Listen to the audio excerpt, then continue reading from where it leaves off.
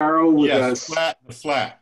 Okay, perfect. Blue Okay, wheelbarrow and orange wheelbarrow. excellent. All right, so thank you for your patience. So on the left is what I would call the real simple design, which is just some four pieces of wood that are nailed together with a screen on the bottom. That's a real simple one to make, but Right. it's really, I have the equivalent, which is even simpler, which is a milk crate. well, it is really laborious to use something like that. You know, when you make it, you'd make it so it fits on top of the wheelbarrow. Right. That's So what it, here, the one on the right is actually a really good innovation to add. So now you see it's got a frame on top and they've attached wheels to the bottom. So now you can push it back and forth. And this is an example of where I'm talking about how you couple the energy to your sifter. And you know, for a flat design, I bet you that would make it a lot easier to use. Okay, so now here is a rolling garden sifter. And there used to be a video online about how to build this. And I couldn't find the video. It seemed to be taken off. And you know, this slide here, I have never seen this before. So I'm not sure how it got into my presentation. But this is the sifter that we built in the compost class. And you see it's got this PVC frame that fits on top of the wheelbarrow. And now the trommel is just basically a rounded, you take your screen and you make it into a circle. And you know, you put something on the ends, and that's a trommel. may I And ask, yep, will your slideshow be available yes, after it this is. is over? It is. I sent it to Josh a couple days ago, so he usually posts them somewhere, and so he should have gotten it. And hopefully, it's already posted. I don't know if you know where to get the presentations. I It's a don't. But So Neil, it usually takes a couple of days, okay. and it may be that you have your presentation early and he can post it now, but most presenters, or most of the time, it's a couple days later, and they are essentially on the main link for the class. You scroll down through all of the introductory information, the agenda of meetings for the summer, and then the videos begin to populate in order. so when you say the main link for the class, what does that mean? So if you, when you get your email reminding you of each class, in the first paragraph, there's a link to the series, and then there's a link to, followed by a link to the current class. And if you, in that first paragraph, if you hit the hyperlink that takes you to the series, that should be the home page. And that makes it available. Do you need to have signed up for each class that you try to access, or? Gee, I don't know, Walter, because I signed up for most of them, and I haven't stopped to see if maybe some that I didn't sign up for are also there. But I got closed out of an awful lot, but okay. Yeah, why don't you send a message to Josh? Okay. And he should have it. So I have this detailed list of the materials and the prices. These are last year's prices for a trommel sifter that I showed you the picture of. And to be honest, I'm not sure I'd recommend making this one. I would ask Josh for feedback because I haven't heard how it was for anyone. I didn't particularly, it's simple to make, but it's not, there are others that you could make for the same price. Like this would cost something like close to $65 or $70. And you could make a better one. And there's a great video online. And I have a link to that makes a hand crank trommel sifter. But anyway, this used furniture grade 3/4 inch PVC. And then you had some fittings for the PVC. There were 4 3-way fittings. I'll show you in a second what that looks like, some T's and elbows. Then you need 1/2 inch hardware cloth. And you can use 1/4 inch as well. You could strap it outside the 1/2 inch if you want to make it finer. And then there's something called a gamma lid. And I don't know if you guys know what it is. A gamma lid is a type of lid that would fit a standard 5-gallon bucket, but it has a way of unscrewing the end. So you see what I mean? That's why this is fairly expensive. Those gamma lids, each are about $7.25. So you're already spending $15 just for that lid, and there are alternatives. And then you need some adhesive. They used Fuse It, some lubricant, and zip ties. And then you need some tools, which I think most people might have, a tin snips. You need something to cut the hardware cloth, and then a PVC cutter. That could add some money. There are cheap ones, there are a little better ones, and then putty gun, screwdriver, knife, mallet, Q-tips. Okay, so because I don't have the video, I'm just gonna show you the instructions, and it's pretty simple. So you would cut the PVC, you'd make 2 25-inch pieces, and you see that would be the long side of that rectangle on the top, and 2 9-inch pieces, so that would be the short. And then you need 4 3-way fittings. So now I have a picture of what the 3-way fitting looks like. And you'd stick the PVC into, say, 2 of the ends at right angles. So now you're making a rectangle, and you have an open female end of that 3-way fitting. And into that, you're going to put these 1 3/4-inch pieces of PVC pipe. And you see in that third picture, you see the 1 3/4-inch pieces sticking out. And then on top of that, you're going to put the T's. So now you have your 4 T's. And so now the what do you call the inside part of the T, the bottom part of the T are facing inward. Okay, we'll call it the stem. Okay, so now the next step is then to add the these 1 3/4-inch tubes to that stem end of the T. And now you make another piece that fits onto those, to the T pipe. So you're going to make, you're going to take a 9-inch piece of PVC, and on either end of the 9-inch, you're going to put an elbow. And so you see that's in the middle picture. You've got a 9-inch with 2 elbows on it. And now they're going to fit into the stem of the T. And that's the finished frame you see in the bottom. And that little 9-inch piece with the elbows, that's what holds the frame onto the wheelbarrow. And if your wheelbarrow isn't a standard wheelbarrow, you can adjust the length, the width by those long 25-inch pieces. They could be longer or shorter. Okay, so that's pretty easy to make that frame, and the class had no problem. I actually had cut everything, and I even cut the hardware cloth, so it was pretty easy for them, but that's not hard to do. And now here's how you make a trommel. So you'll take tin snips and you'll cut your piece, and for this one, and let's see if I could move this thing a little bit. Okay, it looks like you need a 2-foot by 3-foot piece of hardware cloth, and you just trim the ends to be flush. And now you, on taking the long end, you're going to roll it so that it has a little bit of an overlap, and then you align the squares, and then you keep it into that cylinder by using the zip ties. And according to this person, they put the zip ties every 6 squares.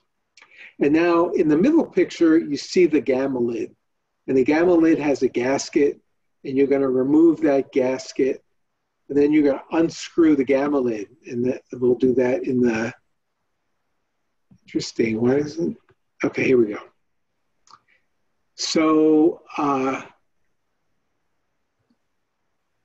here you're trimming, the excess zippy ties. And now you see the gasket that we removed from the gamma lid, you actually roll onto the ends of your trommel. And now you stick the trommel into the gamma lid. So it's important to make the gamma lid the right size so that it will actually fit that gamma lid. You mean make the trommel the right size, make the landscape fabric the right size. Sorry, yes, make the trommel the right size. When you get the hardware cloth, it needs to be, since that lid is a fixed size, you need to roll it so that it will conform to the size of the gamma lid. You're making the size, I'm assuming the size is determined by where you put the zip ties. Yes, and so that overlap. After putting it into the gamma lid? I think it's a good idea to just double check, or you could add one zip tie, yeah, and just make sure that it fits. Okay, so and then now remember that gasket was on the end, and so now you take a screwdriver and you kind of force it into the gamma lid, and then you put this fused adhesive in there, and that pretty much holds it in place. So this down below was the link to the original video, but like I say, I didn't look real hard, but I was surprised that it wasn't still up, and I couldn't find it. So it's pretty easy to make. I think it's pretty clever use of materials. I don't know how well it works. You're still turning it by hand. And so I'm not sure how efficient that is. So here's another version that I think is even better. Super cool. Because now you're taking advantage. So the frame is cheaper. Okay, it's real cheap to get a piece of wood. A lot of that wood you can just get by salvage. Can I ask the prior one? Sure.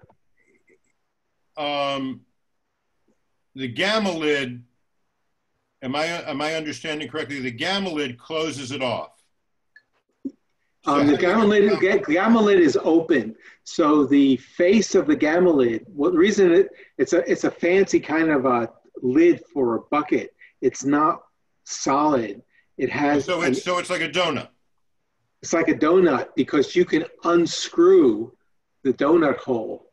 I see, and that's generally available in hardware stores. I've never heard of it. Yep, it's available in Home Depot and Lowe's. They have gamma lids, and you can buy them on Amazon too. Okay. So, do you have a picture of the finished version of this?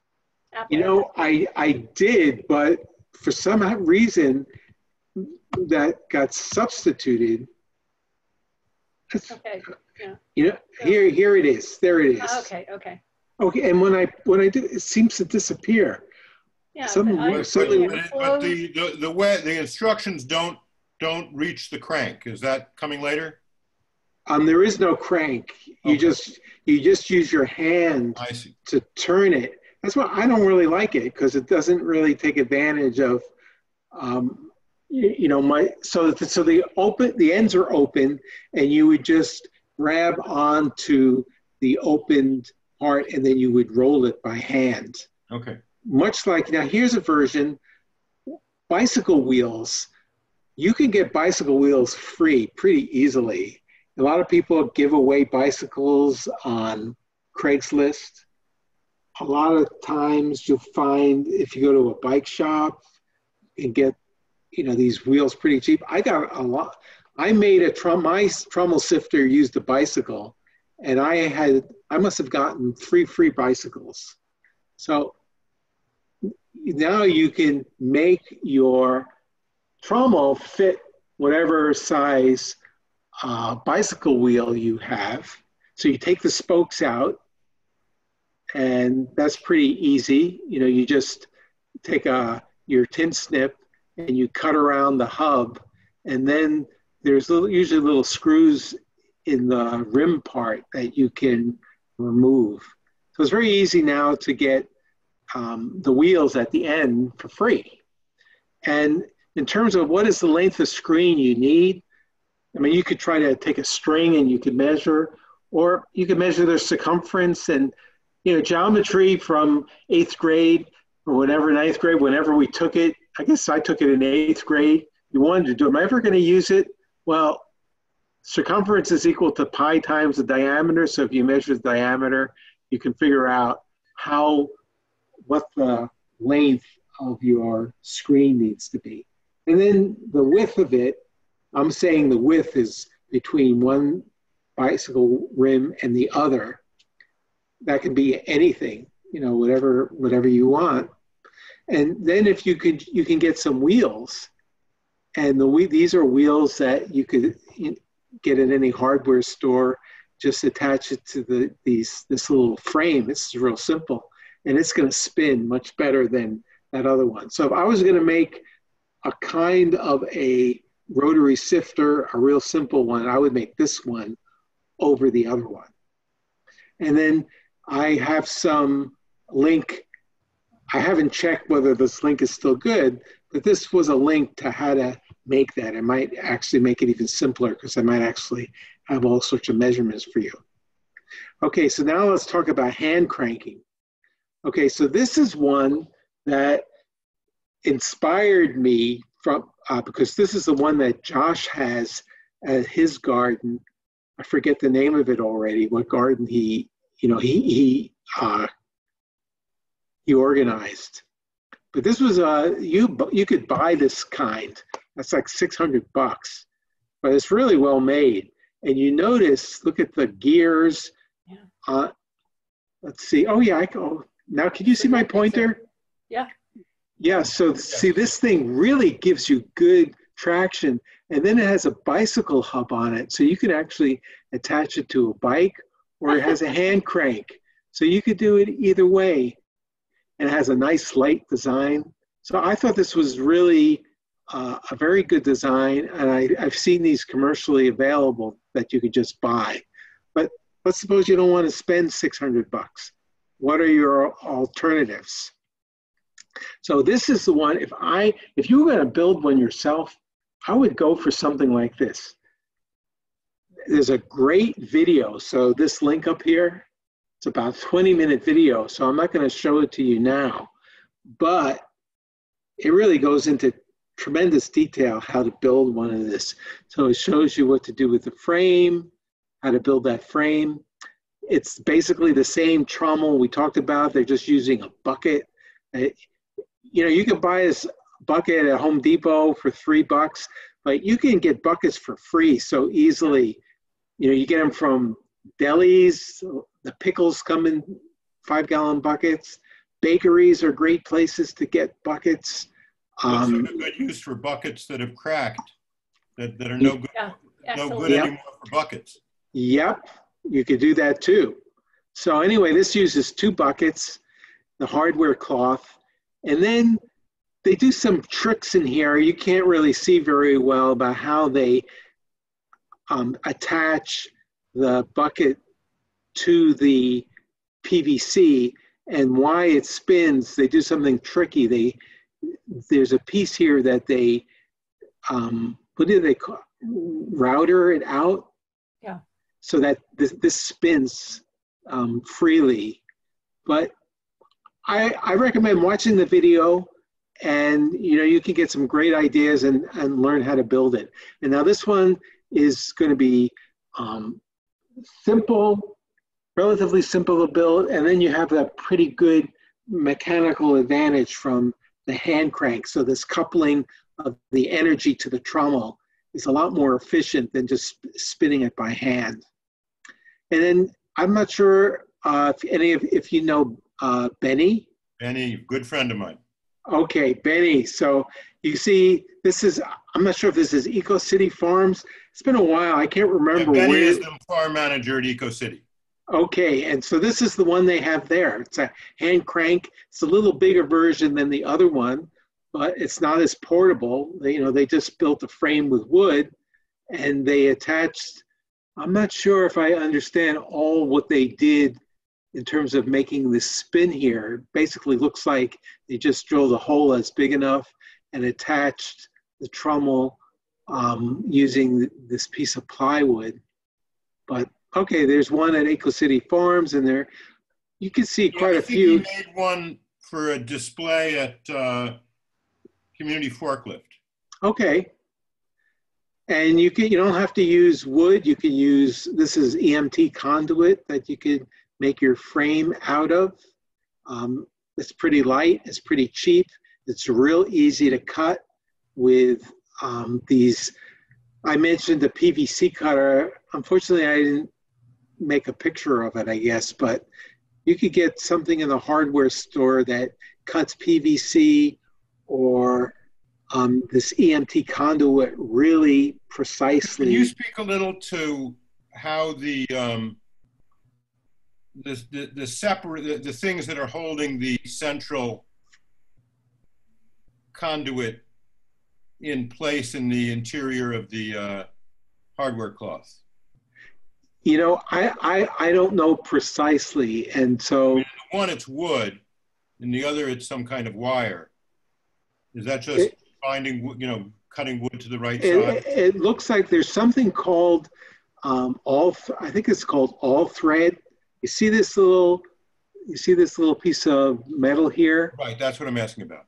I think this piece of metal is called all thread, and it's just like you could get it probably in 4-foot lengths, maybe longer, and all it is threaded metal, and you could attach that. You could get it a nut that would fit.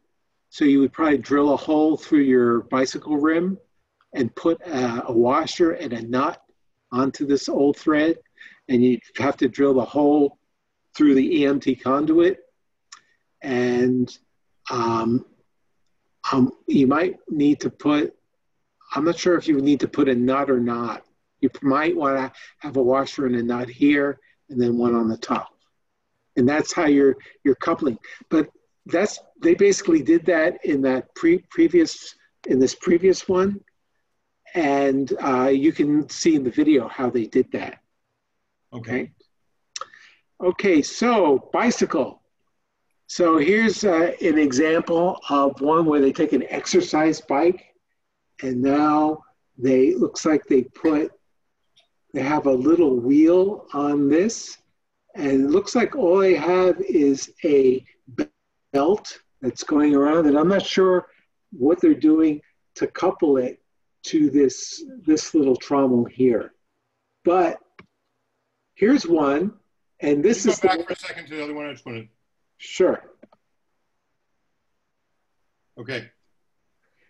Okay, so I can tell you a little bit more about this one because this is the one that I built, and we actually had a little video.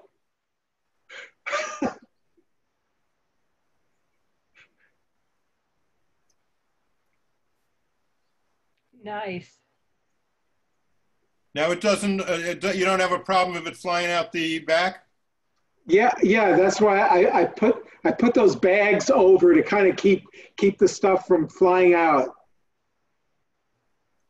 Right, but out the back, which is not covered. No, it's actually on an angle, so it's higher at the one end than it is on the other. So it's going uphill to get out the back. And there you go. So this frame is made with EMT conduit that I just bent. So I bent the EMT conduit to form this. Yeah, I guess. Okay, so you see here. This is just one length. It was just bent, and then I have 4 pieces that were just bent, and then held together with some nuts and bolts, and then I built this wooden frame. And I'm not handy. Is there a trick to how to bend the conduit? Yes, you need a pipe bender.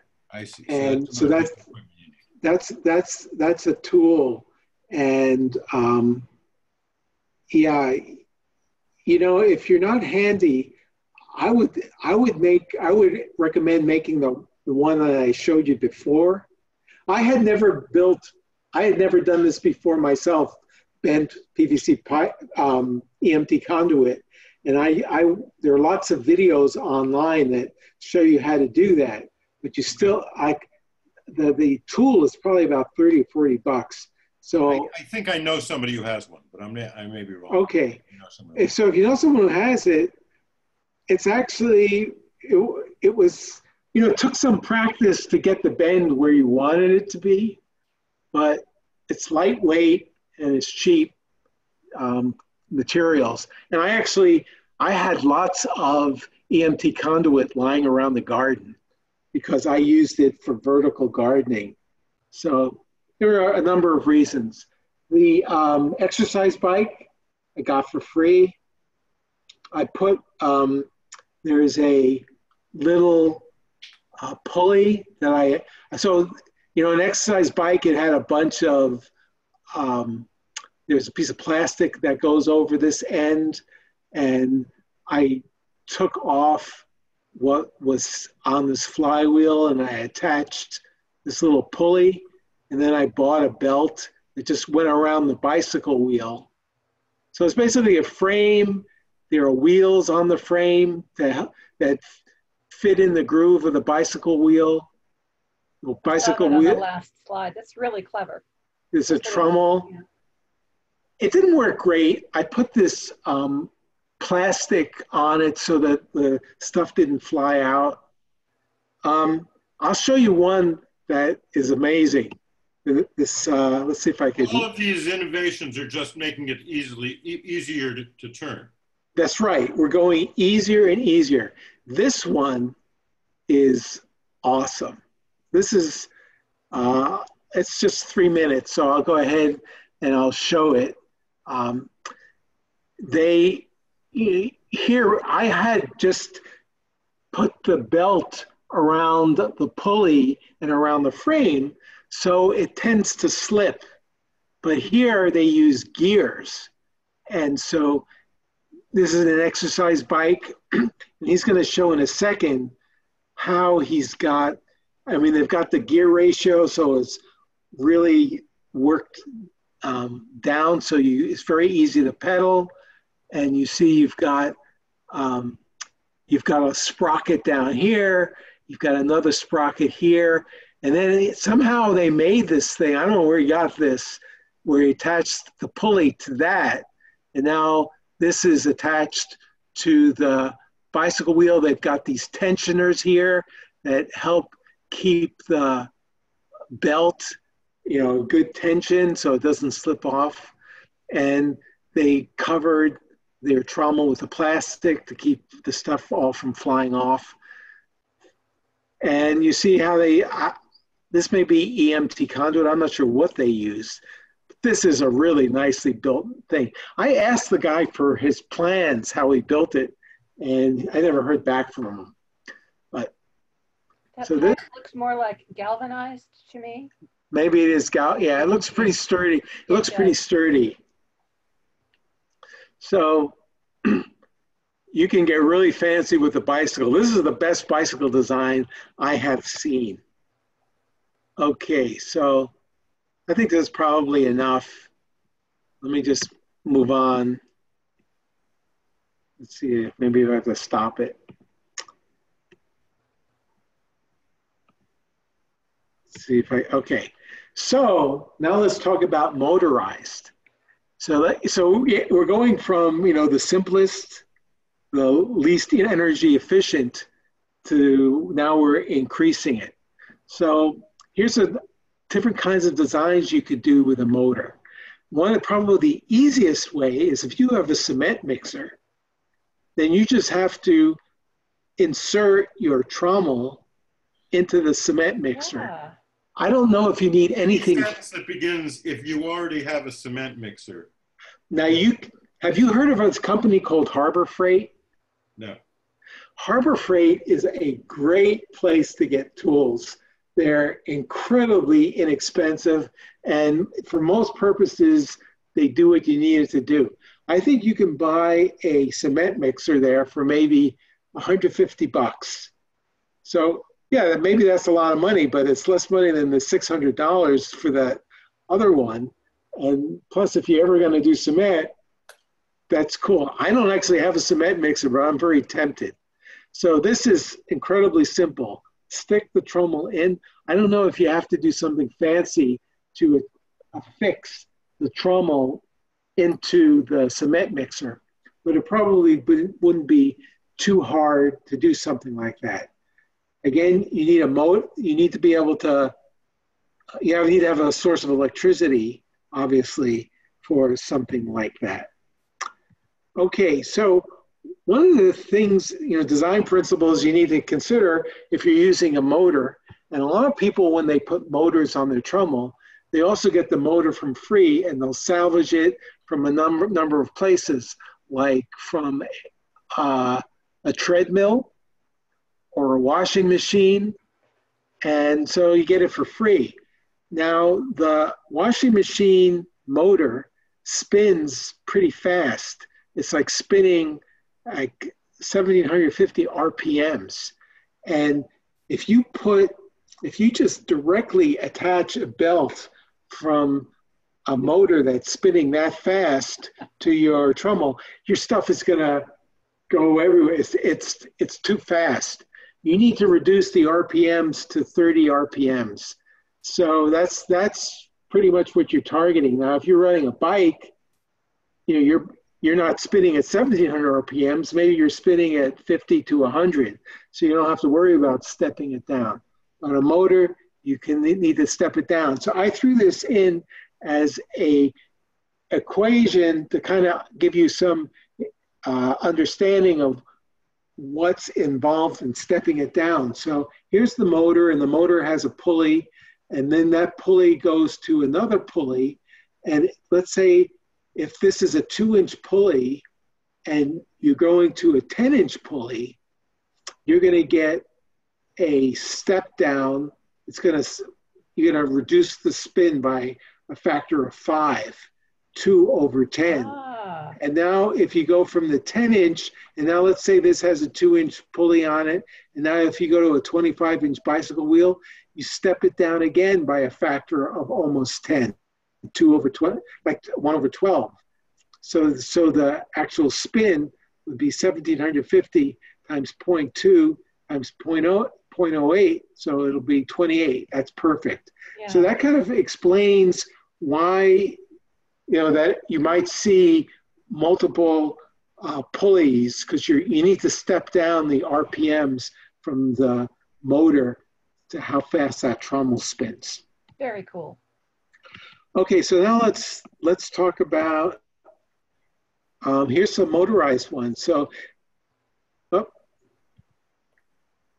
this is a pretty standard wooden frame, and now it's pretty, I don't know if I saw any plans for this, but they've got 2 wheels. This looks like that all thread that's connecting this wheel to this wheel, and it's in the groove.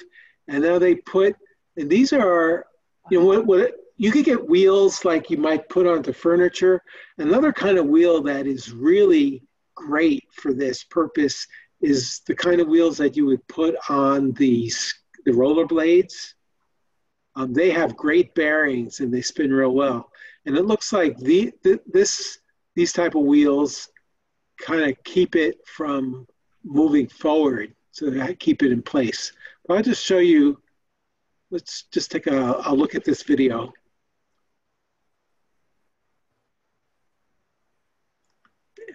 Yeah.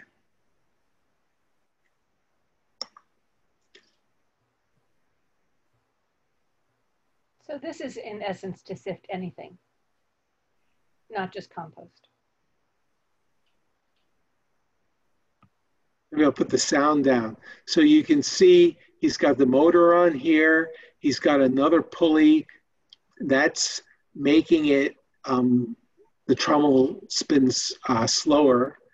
And now you see how these wheels down that it's sitting on are spinning. They're spinning as a result of the fact that this trommel is spinning and the belt is going around a bicycle wheel in the center. So he's got 3 bicycle wheels on that trommel, and the belt is around the middle one, So And one then, difference in design of that one from all the other ones we've seen, uh-huh, leaving aside the issue of power, is he's got basically two wheelbarrows, one at the end and one underneath, and it's yeah, tilted downward. So that I'm assuming the big pieces are making it all the way into the outer wheelbarrow, and the inner wheelbarrow is collecting the smaller sifted pieces. yes, and actually on all of And these, that's a different way of doing it that could work for compost as well, I assume? oh yes, all of these designs, I think you would do that as well. And the one that I built, the one end was You were higher saying than, the other one was tilted the other way, so as to prevent stuff from going out the end, if I understood correct, and this is making it an advantage of it going out the end. the one that I made, I'm sorry, I wasn't clear. It was tilted, so the shoveling end was higher. Oh, I see. I misunderstood. So And you then, want the stuff to go out the other end. yes, you want the stuff to go out the other end, and you get that stuff that is not finished composting yet. And so you do want to collect that in another wheelbarrow. So you that's would always, all of the designs we've seen. yes. Okay, and so now that is a good one. And here is another one. This is a Mercedes-Benz. This guy just did such a beautiful job in building this. It's a fairly long video. I'm not going to show it, but you have the link to it. He was really finesse type of design, and it's very comprehensive design. It's very similar to the model we just saw before, probably built with a little bit more elegance than the previous one. It just, everything was so true and spun so easily. When you make it yourself, you see, like if you get a bicycle rim that's used and it's not true, then it doesn't work that well. So, okay, so motorized. This is a commercial one that you could just buy. It's motorized, and it's a high stand, and so then your wheelbarrow can just sit underneath it. And let's see what else. Okay, here's another motorized one. Oh. This one was made with PVC, I'm sorry, it looks like the EMT conduit.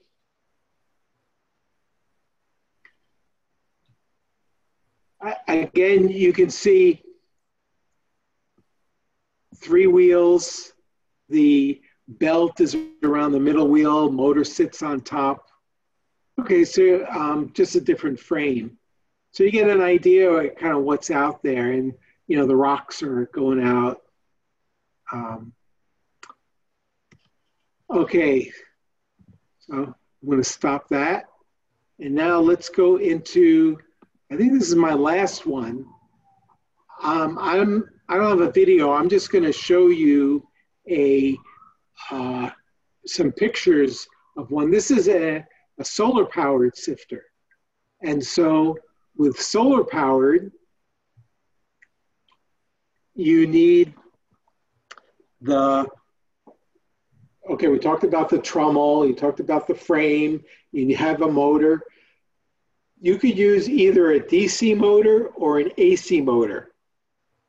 If you salvage a motor out of a treadmill or out of a washing machine, it's going to be an AC motor. So if you want to use solar, then what you need, the components, so we have the AC motor, you have a solar panel, and the solar panel charges a marine battery, and then that battery is DC current. So you need something called an inverter in order to connect it to an AC motor.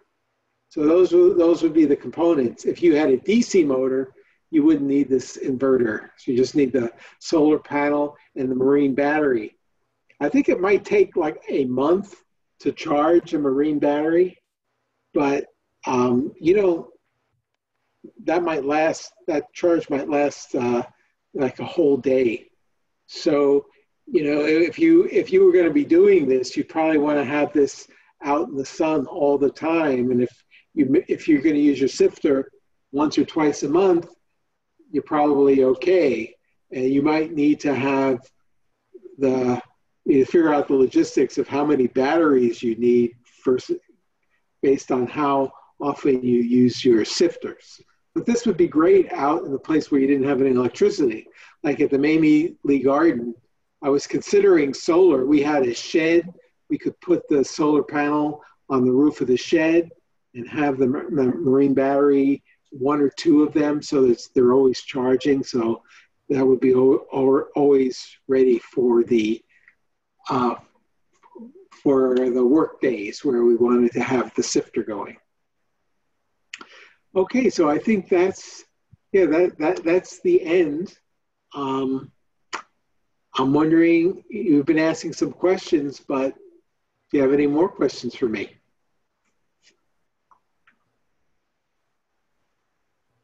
So this seems silly to ask, but I'm going to ask it anyway. If you're doing the cylinder at an angle, is there any wisdom into making on the lower end some sort of a hardware cloth covered round panel where you would be minimizing the rock or the large piece output until the very end, when you then might open like you would a front loading dryer and then let those big pieces fall out? I don't think so, because I think it's advantageous to have it constantly voiding itself of the big pieces, because if you want to go through a lot of material, like if you're talking about doing a yard of material at a time, you really want this continuous throughput. And some people use these things to get separate soil from rock. They may want the rock, they may want the soil. And so you just want continuous output. Throughput, okay. And then I think the only other question I have is if you could talk about scale. Obviously, toward the end, the motorized and solar ones are really meant for large volume. But in a home setting where you might live on a quarter acre, can you just sort of talk for a minute about the scale and output and utility of each of these models relative to the ground and space they're being used to enrich? Yeah, It also goes to her prior question, because when you say you really want to be able to do it in volume, that assumes that you have a production of compost in sufficient volume to justify that. Right. Yeah, I can't see any reason why you'd want the end closed, because I don't know what I can't think of an application where you would want that. Because the only thing that strikes me, and I'm not saying this is right, is, and it may be accomplishable through passing stuff through multiple times, is if you are doing this on a small scales, a lot of compost might escape in the end that is still usable, and you might have to just put it through multiple times. I don't think it's going through too quickly. You know, if the angle is not that great, you're talking about a 1 inch difference between one end versus the other, that the material pretty much goes right through. And it's not like you're losing anything if you're talking about compost, because let's suppose you lost 5 or 10% of it with the material that is too big. You're gonna recompost that stuff, so you really haven't lost it. Or you could just put it through a second time, I assume. Or you could put it through a second time. And if you want to, a lot of times people first they put it through a 1/2 inch and then put it through a 1/4 inch. So you can just attach a 1/4 inch piece of hardware cloth over your trommel and hold it in place with, say, bungee cords. And that this hand crank one that I was recommending, I'm recommending it just based on looking at it. I've never worked with something like that, but you see the one on the right, it's got these two yellow bungee cords around it, and that's because it's holding a 1/4-inch hardware cloth on top of the 1/2-inch one. And so I would think that, going back to Janie's question, I would think that something like this could really do a lot of compost, could do as much compost. I would think that something like this would work real well even in a community garden if you were doing yards of it, because it is so much faster than doing it by that screen. Because first of all, you're just not getting so fatigued, and it's fast because it's continuous throughput. So I would think this one would be a good size for the home. But to be honest, that this first design, like what we like this, something like this, or something like these guys, if you're just doing the table scraps in your yard, something like this is probably good. I get some compost from my kitchen waste, and maybe I get a gallon of compost each week. And so something like this kind of design, it's no problem to do a gallon of compost or something like that. But if you're talking about some fraction of a yard, some people have compost bins that are, say, 4 feet by 4 feet by 4 feet. Yeah, that's what I have. Yeah. I mean, you're generating a substantial amount of compost. I think this flat design would not be so great. I would at least do something like this, or that other rotary one with the crank, or maybe this one. Again, I've never tried this one, but I kind of like that one. It's real easy. Neil, is that where you would stand to the side of let's say you would stand to the near side of the wheelbarrow, and you would literally put your hands inside the bicycle wheels and you would pull? Rotate. Yeah. Okay.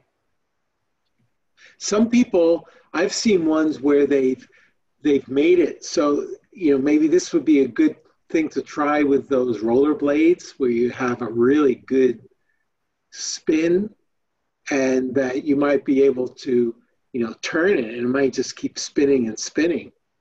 Because I'm assuming that what I'm going to suggest is a stupid idea, but I've got a whole lot of, I've done a lot of container gardening in oak barrels, in the whiskey barrels. And as a consequence, over the many years, I have an awful lot of the rings from the barrels. The barrels have decomposed, and I have the leftover rings, which have integrity to them, but they're all rusty, etc. I'm assuming using those for what the bicycle wheels is probably a bad idea because of their roughness and the difficulty of connecting. But that would be an advantage just using what I have on hand. Well, I'm not sure. I think there are two things. If they're rough, that's going to make they're slightly angled. Yeah, and if they're not true, then your trommel might not. It's going to take more work to spin it around.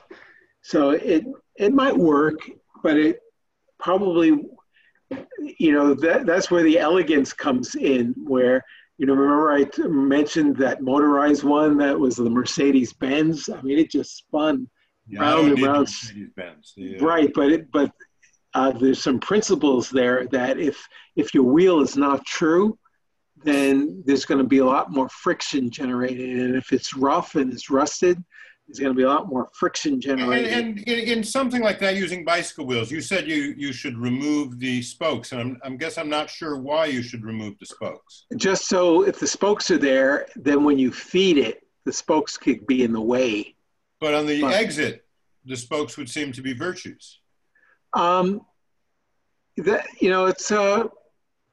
there's some merit to that idea that you might not have to remove it at that other end. I kind of like it. I'm not sure if it would obstruct the stuff exiting. If you'd wanted to, I kind of like my stuff exiting. So that's why I'm not. I mean, it would still exit. It would exit a little slower, which might be a virtue in getting a more complete sift, and it would probably, I would think, be structurally more sound. Yep, I think it would be. So you may be onto something there. That's a great idea. And Walter, what sort of comes up for me peripherally to your idea is when you think about the wheel of a bicycle, which is meant to resist force from the outside. Your whiskey barrel rings are meant to resist force from the inside. Okay. And I don't know if that would have any impact. Yeah. That's just what comes up for Right. me. I don't know.